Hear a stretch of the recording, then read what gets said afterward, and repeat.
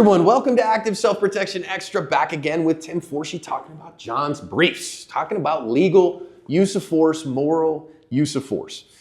And we recently had one that was just one of the favorite videos I've ever done on the channel. Stephanie and I were on that one, and a woman who absolutely put a beat down on a guy that tried to steal her purse. He was like begging at some point. Tuned him up. And on the one hand, props to you, madam. Props to you. On the other hand, let's talk again about at what point do we go from being a protector to an offender? Yep. To win the fight after the fight, you need help. After a use of force, I trust Firearms Legal Protection to help me win the fight for the rest of my life. From their 24/7 attorney-answered hotline to coverage for the use of all legal tools, Firearms Legal Protection has you covered. Get a discount by signing up at the link below. Esta mujer fuerte. No va a matar nada, ladrón. Mamacuevo, pollo. Robó a la mujer lo pegó.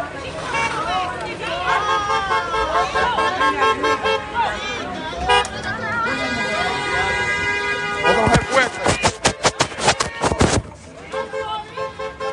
Lleva a la policía.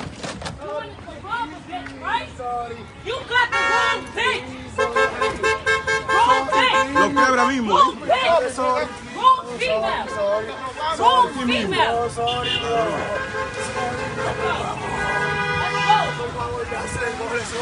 Let's go. Let's go. Let's go. Come on. Let's go. Let's go.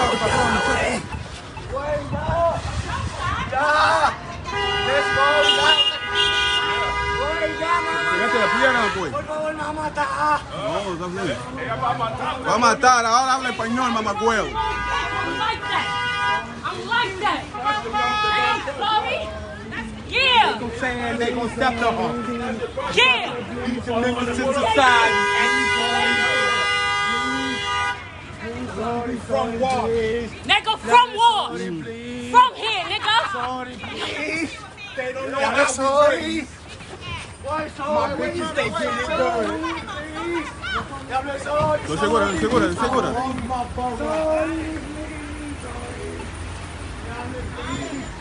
Ay, please. My phone good? Please. The police is coming. The police is coming. The police is coming. You can't do that, man. Please. No, man. Just hold him. Don't Yo, hold him please. too tight because you might. Please. Yo, please. Please, suéltame. Suéltame, please. We did, yeah. Suéltame, We please. did. We did you hit her. We dare you hit her. We gonna all jump on you. We dare you. Yeah. Fucking him up. Bitch. What the fuck is you talking about? Pero es la moto. Yeah, keep Pero bitch. es la moto. the motorcycle. Can't say you got jumped.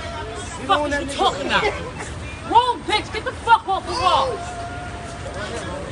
Get the moto. I pieced them already. I already pinked them.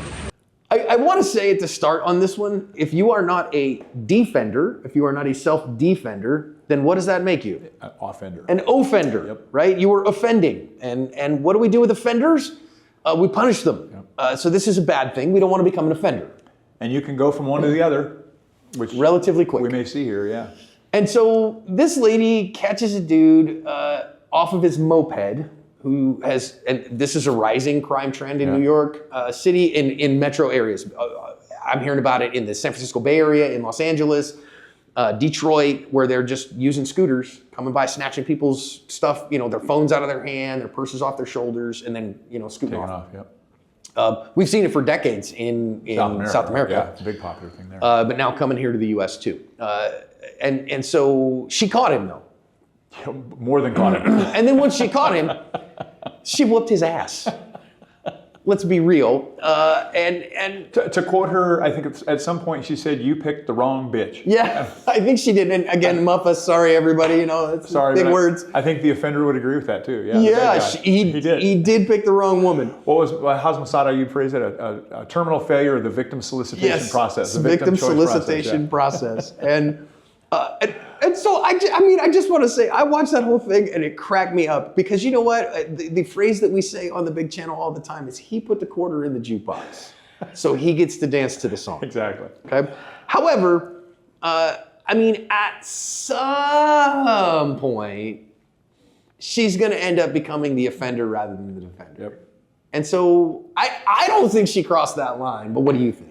Well, you and I talked off air about the one thing, how much leeway is she going to get by virtue of the fact that she's a woman?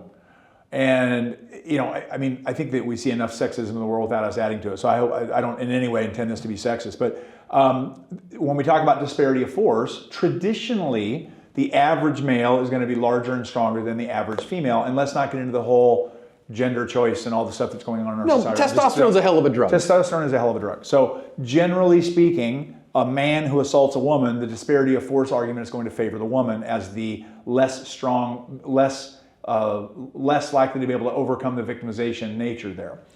I don't know that would even apply. So, I mean, yes, she's a female, but she looks like an Amazon to me, and I'm sorry to say that, but she looks like, basketball player or something. I mean, she looks like she's maybe 6 foot plus.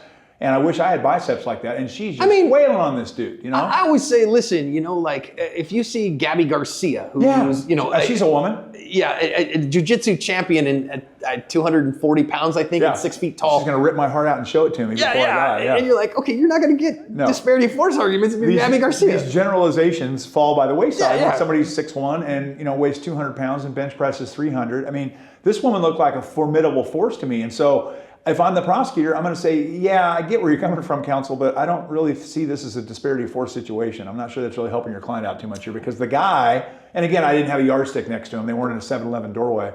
But the guy looks like he's kind of, 5'6". She's a half a head taller than him at least, and she's just went. So, I mean, I think you can argue that she gets deference by virtue of being a female.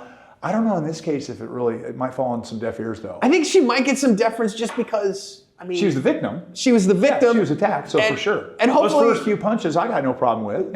Hopefully, a prosecutor looks at that and goes, "All right, penalties offset.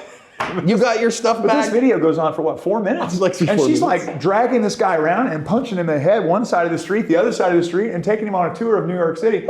I didn't even have to hear. On a tour of the I city. didn't even have to hear the narrator say this was New York because I heard everybody honking and nobody helping. I knew it was New York City. Where else could it be? Did a subway tour of the city of the 5 boroughs.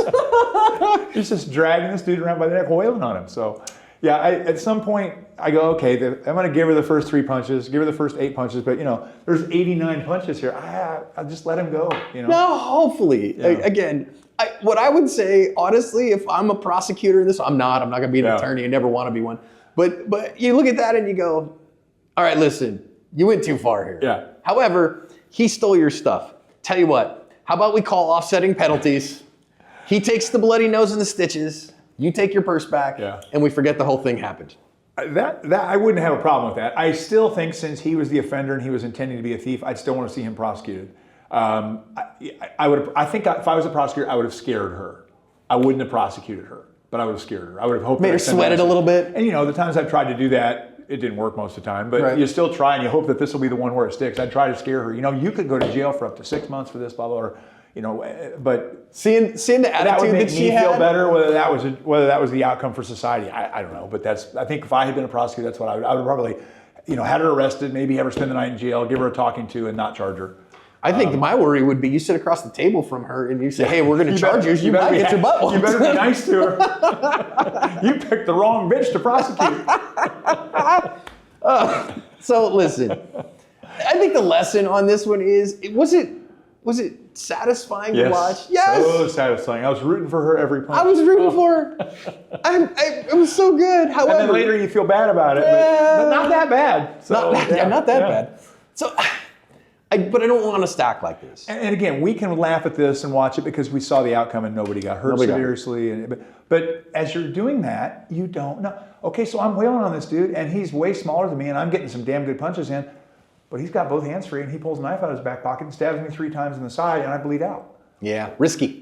So yeah, I'm not going to sit here and say this was so gratifying and you guys should do the same thing. Send in your videos to it. No, this could have gone sideways so many ways. Mm-hmm. And thank God it didn't. And thank God we can laugh about it and learn from it. But wow, we could be learning a much different lesson, We really could. So I don't want you to be the one that gets prosecuted, right? So use violence protectively, right? As you need to, as you must, yep. defensively, protectively, not punitively, as a shield, not as a sword. There you When you use it as a sword, you put yourself at risk.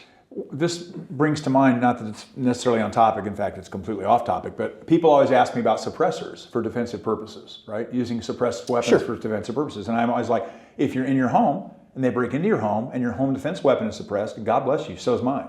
But if you carry a suppressor with you around town with your concealed weapon, that's weird. I won't name names, but I know a person that we both know that does this.